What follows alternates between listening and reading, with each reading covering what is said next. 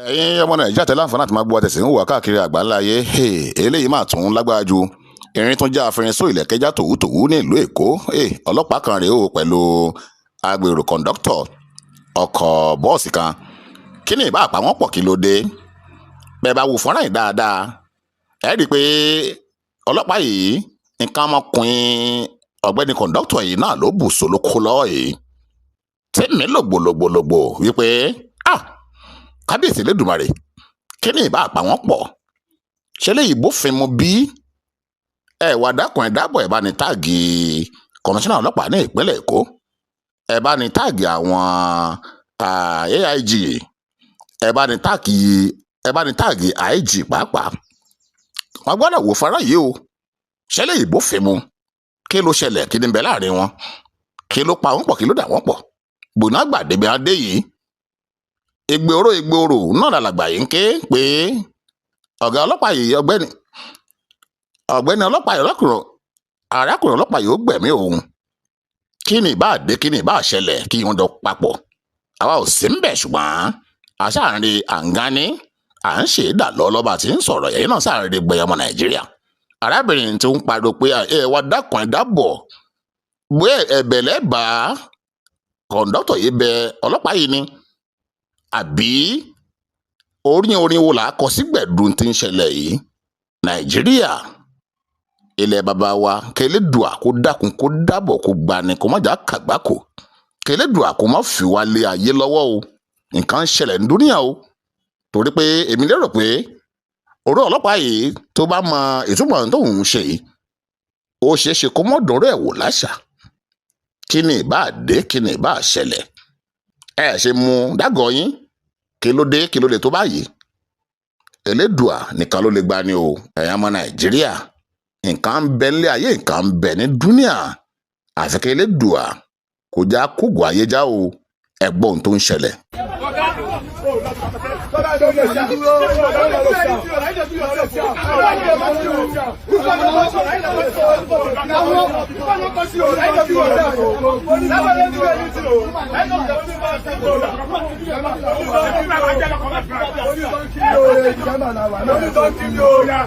Only don't kill you. Last man. Do your video. Police don't kill me. Oh yeah, now. Police don't kill me. Please don't wait for that, please. I was begging him at first. Police don't beg me. I've been begging people. Don't beg me. Do your video. I'm doing the video now. I'm doing the video. Why will I stop the video? No. Why will I stop the video? Why will I stop the video? Why will I stop the video? Why will I stop the video? Tell me why I'm talking. Which are you talking to? Please don't touch me. Please don't touch me. Don't stop. Continue, madam. Why? It's to make it possible. I don't know what's in there. Just see that I don't know. Be there. I see. If I bring out my baby, I'll be there. I'll be there. Tell me why you're holding this man like this. That's my problem. Tell me why you're holding him like a criminal. Did he steal? I know they're not I'm a teacher inside this boss. They don't collect my money. You don't know your money. You don't know your money. Jesus Christ.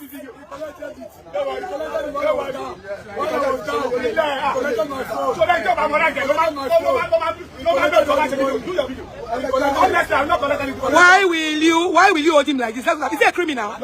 Is he a criminal? How do you know I'm not the one to ask you? How do you know I'm not the one to ask you? He did not beat your uniform. He did not beat your uniform. He did not beat your uniform. Is he not scared? How can he beat you? He didn't beat your uniform.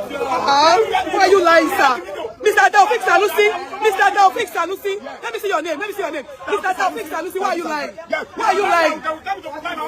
Okay. Nobody do your own. Don't kill me.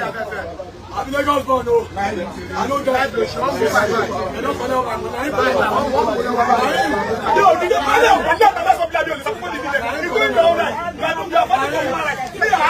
Okay.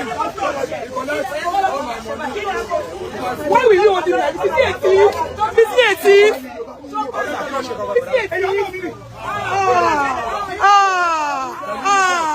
Pẹ̀lú uniform. Pẹ̀lú uniform. Conductor náà pẹ̀lú uniform.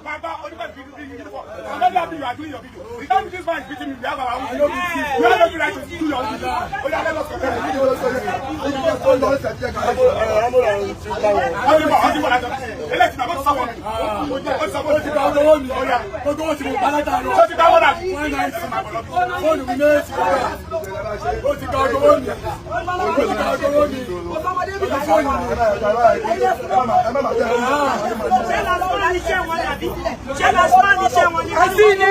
Asine. Sir, do you even know what you are doing? Jesus Christ. Wait, please excuse me. Excuse me. Please excuse me. I've been keeping quiet for so long.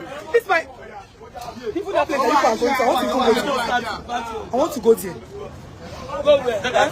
The enemy that taking this vehicle. Go in there.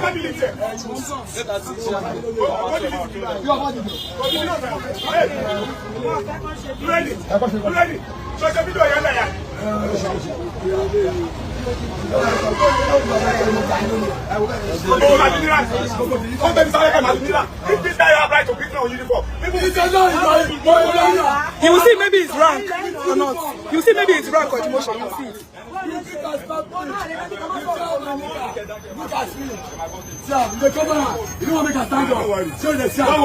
me to stand up now. You are holding it. No, he will not run away. He will not run away. I hide my face. Don't worry.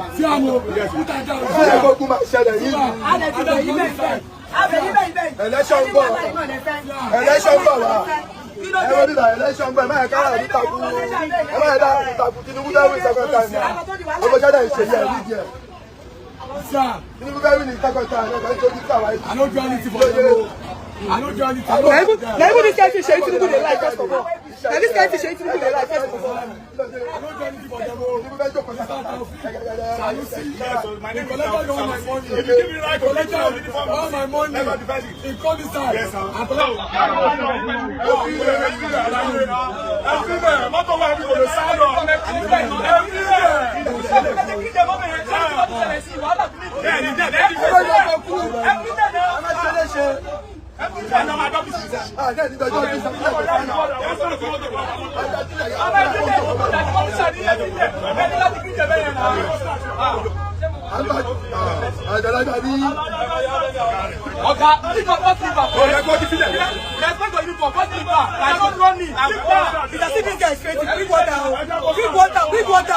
Bring water, let him not suffocate here. Bring water, let him not suffocate here. Officer, yes, I want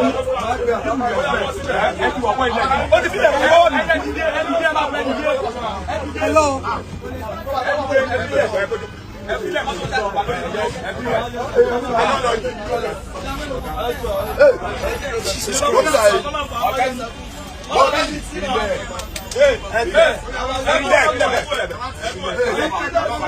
Go to your handbag.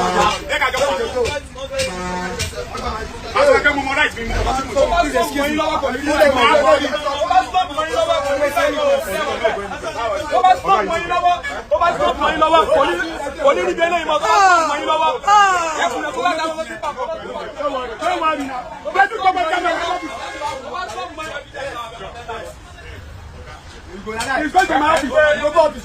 You are going. Honestly. So Baba, no, if you don't ready to do it, it's not more respectful for you.